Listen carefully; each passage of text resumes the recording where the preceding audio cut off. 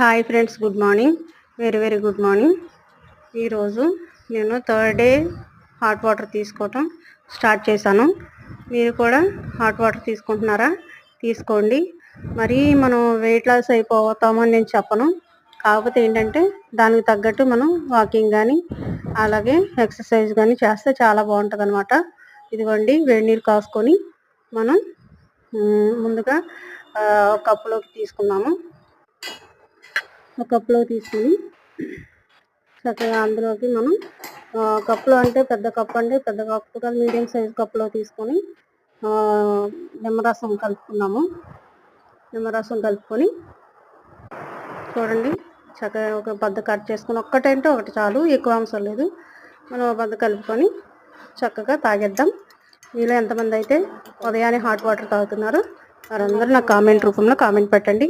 ఓకేనా ఫ్రెండ్స్?